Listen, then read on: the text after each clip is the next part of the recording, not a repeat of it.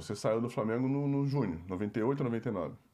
99 nós fomos campeões estaduais. Campeão carioca, isso. Contra o Botafogo lá. Botafogo, isso. É. Quando é que você saiu? Você parou? Depois dali, cara, eu fui pro Atlético Paranaense uma época. É mesmo? Tu teve no Atlético? Fiquei 15 dias lá, mas não era esse Atlético de hoje arrumado, não. Eu fui em julho, fiquei lá no sem treinamento deles em julho, pô, uma noite lá eu peguei 5 graus, meu irmão, um frio. Tinha que deitar na cama antes para depois entrar debaixo do cobertor, senão parecia que você estava entrando num bloco de gelo. Curitiba é frio pra caramba, né? Muito frio mesmo. Porque... E aí fiquei um período no Atlético, aí depois voltei, aí fui estudar em Nova York jogando bola e ganhei bolsa. Ah, tá. Futebol, viu? Abriu porta. Imagina você naquela época, o jeito que tu jogava, indo jogar nos Estados Unidos, em que o futebol era muito embrionário, tu deve muito ter deitado. incipiente, futebol começando. Tu deve ter deitado lá, dá bolsa de 100% pra esse cara. Te chamaram pra chutar na NFL, não? Você futebol americano. Chamaram, não? Não. Mas é isso, futebol começando e eu saindo daqui, pô, em forma, né? Porque tava jogando e tudo mais, pô, era outra coisa. E aí você se formou lá em quê? Não, aí fiquei um período lá e era para ficar, na realidade, 2 anos. Acho que eu fiquei 6 meses, caíram as Torres Gêmeas. Isso foi em 2001. Puta que merda. Minha Todo atual mundo mulher... lembra onde estava daquele incidente. Eu não lembro. Eu lembro onde eu estava. Minha mulher, que à época nós namorávamos, tinha chegado em Nova York um dia antes das torres caírem. Lá foi 11 de setembro de 2001. Isso. E ela chegou um dia antes e a ideia era que a gente fosse no dia seguinte para Manhattan, porque essa universidade era afastada de Manhattan, ali da cidade. E a ideia era ir para lá no dia seguinte. E aí a turma que morava no apartamento com a gente foi para a faculdade e tal, e a gente ia ficar mais um tempo, ia pegar o trem e ia para Manhattan. E aí caíram as torres, eu me lembro todo mundo ligando desesperado para saber se a gente tinha ido ou não. E a gente, por alguma razão, não foi, ficou em casa. Mas foi... E aí depois disso começou uma paranoia muito grande lá nos Estados Unidos e tal, e aí eu falei com os meus pais, começou um clima ruim, né? Não se sabia ao certo o que ia acontecer. Com os estrangeiros? Com os estrangeiros. Não, e o que mais ia acontecer naquele momento. Verdade. O mundo dividiu naquela época. Exatamente. Né? Você vê o que mudou depois da... E aí depois daquilo eu voltei pro Rio. E aí largou... Aí larguei, comecei a trabalhar. Na realidade eu já tava estudando direito, aí eu tranquei. Naquela época a gente trancava a faculdade um período para estudar fora. Hoje em dia a molecada tem a facilidade de você se matricula aqui e pode cursar um período lá. E valendo para a faculdade daqui. Quer dizer, não interrompe, nem te atrasa aqui. Né? Caraca, não, isso é maneiro. Mas antigamente não, você tinha que trancar aqui 6 meses, ia estudar fora e aí depois voltava para... Caraca. O Depp estava falando um negócio do preconceito que tinha. Isso é muito, muito claro, porque quando a gente ia jogar contra os times menores no campo deles, eles achavam que todo mundo morava no Leblon. Os caras achavam que o time inteiro morava no Leblon. Pô, e... Vocês, como era tudo bandido, falavam, era frango, belo frango. Vou caminhando pra gado. Cara, isso é muito claro. Mas você quer ver uma coisa disso que a gente tava falando? Você lembra bem do motoca, do motorista que eu tinha? Lembro. Mas no início, Anselmo, porque eu tinha que sair do treino, sei lá, em Santa Cruz da Serra, você lembra?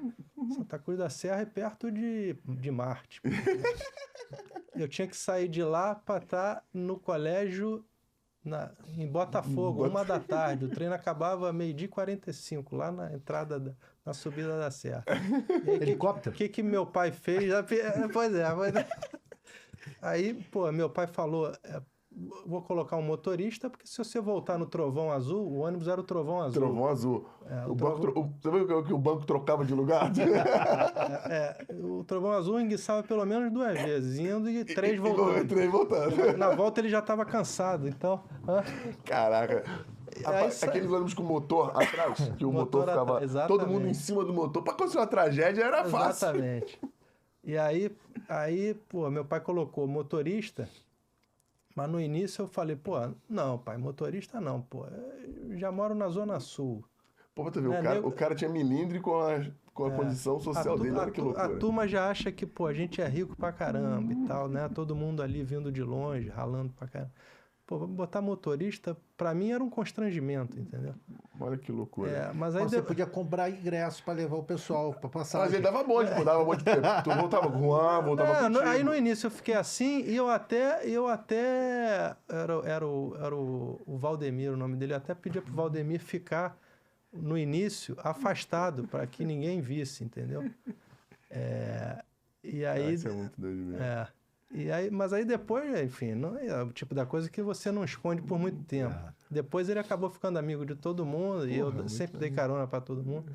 Mas no início teve isso. E os caras da Zona Sul voltavam contigo, né? Que iam pra Botafogo. O Juan voltava contigo, não era? Os Muita moleques da gente, concentração. muita gente. Mas o fato de eu ter um motorista que me levasse pro colégio era uma coisa que me deixava constrangido.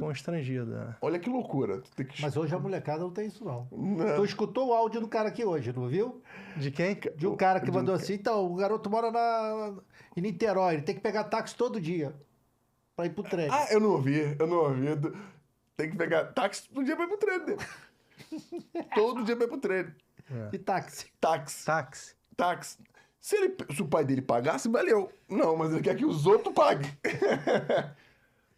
Futebol é diferente, tá muito diferente dele. E ele não é... Não deu um chute aí. Não deu um chute, acabou de chegar no clube. Não deu um chute, não. Não é titular absoluto. Quer ir de táxi, treinar de táxi? Porra. Não, já alugaram um apartamento de frente pro clube, R$3.500, porque senão ele teria que ir de táxi todo dia e daria quase 6 mil por mês. Cara do dele. Caramba. Futebol é assim hoje, dele. Verdade. É mesmo? E se você não fizer, Vai fazer outro outro vai lá e faz. Mas então o garoto é um fenômeno pra idade dele. Não. Tem boas expectativas, mas Porque é impossível. Mas daí a se tornar, hein, meu irmão? É impossível você pegar Quantos um a jogo... gente viu que Percentual é um dele. Cezico, Maradona e depois... Não, percentual 0, alguma coisa por cento. Você pegar qualquer jogador assim do juvenil e falar assim, ó, esse aqui vai virar. É impossível tu falar. Não, ele sabe disso, ele viu isso acontecer. Ó, do juvenil, esse aqui é o camisa 10, é o capitão, tem convocação de seleção. Quando chega a passagem do júnior pro profissional... A gente teve um trabalhando com a gente, vamos falar Que era um moleque, fenômeno. que era o fenômeno no Flamengo, teve um problema físico, pandemia, quando retornou todo mundo fisicamente, o moleque estava abaixo, os outros já voltaram maiores.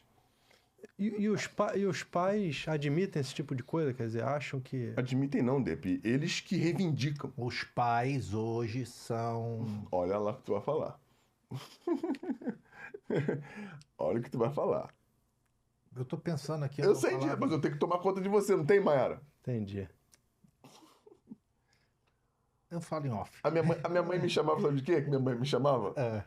Minha mãe, pode falar, me chamava de quando eu pedia dinheiro pra ela. Tu tá igual cafetão de puta pobre. É isso aí. A minha mãe falava isso.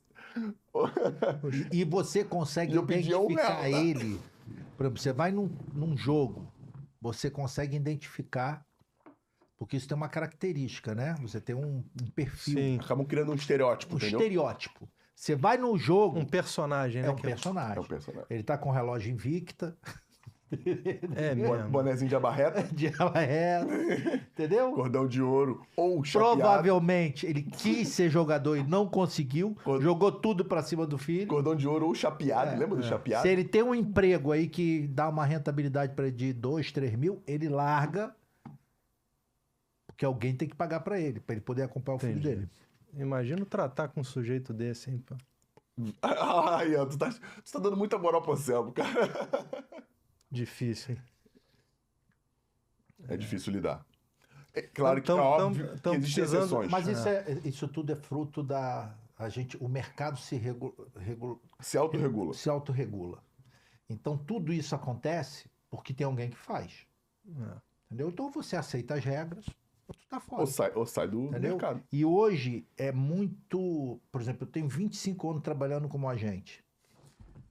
Na época que eu comecei, você iniciava o trabalho com um atleta com um contrato de 2 anos, que antigamente não podia 3. Você ajudava o atleta financeiramente. O que é ajudar? Filho, quanto é que tu gasta de passagem de ônibus? Pá. Vem cá, uma cesta básica, uma chuteira de 6 em 6 meses, né? Que isso é para você fomentar a carreira dele. Hoje não é mais assim. Hoje o cara quer que... Ele já quer ter um padrão de vida legal, que 2, 3 mil, quer que dê para o pai mais 2 ou 3 mil.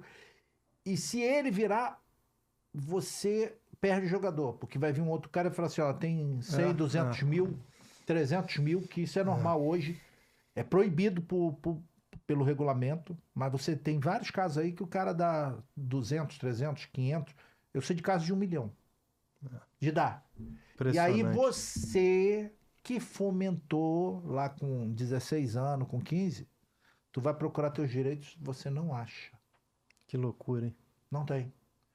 Você vai procurar aí, tu vai botar, você tem casos aí de jogadores de nome. Você faz tudo pelo garoto até 16 anos. No dia seguinte, se ele quiser, ele assina com alguém.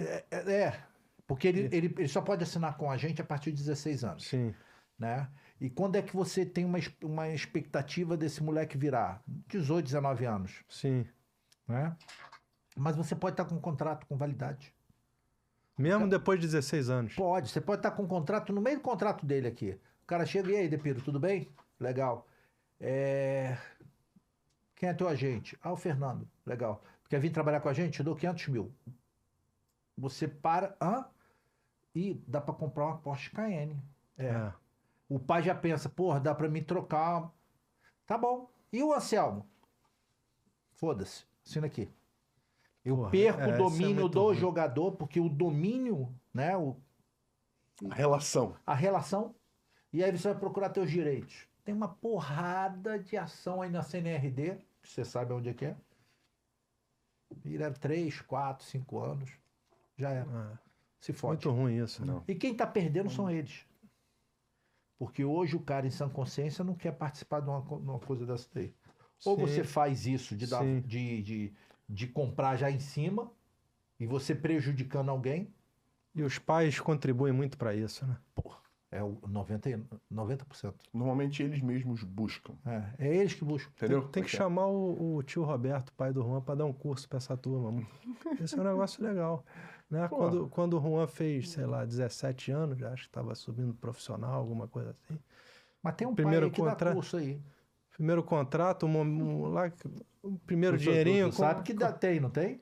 Esse é um... Fala, deixa ele falar, cara. Primeiro contrato, quem é que dá curso? Eu sei que tu vai falar, mas deixa ele falar que essa história é boa. E aí, primeiro comprou um golzinho, você lembra? Tinha um golzinho marrom. Um golzinho marrom. Aí depois, enfim, fama e tal, primeiro bom contrato e tal. Aí comprou uma BMW, você lembra? Mas antes da BMW teve outros dele. Mas aí eu acho que a BMW, o tio Roberto falou assim, não, devolve lá e volta pro teu gol, pô. Tá pensando que é quem? Acabou de subir profissional. Que bom, tá no caminho certo, as coisas estão andando. Mas não, BMW nada, volta pro teu gol. Cara, e é isso, né? Isso verdade. É que tem que ser, né? Verdade. A gente tem um jogador que tem Voyage até hoje. Desde o Júlio. Mas agora já virou relíquia. Tá bom, vamos ser justos também, não mete essa. Ele não vendeu o Voyage dele. Guardou porque gosta do carro. Mas ele comprou um carro que preste, deve ter 2 anos, que é o Igor Rabelo. Carro que preste, olha que filha da puta. Cancela ele. O zagueiro do Atlético. Qual carro que preste que ele comprou? Fala pra galera. Eu acho que ele comprou o Volvo, tem 2 anos. Filha da puta. Mas o Voyagezinho, mas não comprou o Volvo quando subiu profissional. Aquela loucura. Tem 2 anos. Não, pô, foi vendido por um caminhão de dinheiro, continuou com o Voyage. Ele continuou com o Voyage. E outra coisa, mecânico. Ah, é? Ele zoava ele lá, o Hulk. Não, e ele é do meu tamanho, dentro de um Voyage. Voyage branco. Ele é do meu tamanho. Legal, hein? E esse Voyage ele comprou no Botafogo. É o Igor, cabeça boa. O Igor Rabelo, uma cabeça boa, né? Melhor do que ter um Cayenne e não ter apartamento, então, depois vai morar dentro do carro, né? É bem isso. É bem isso. Vamos começar o podcast, né?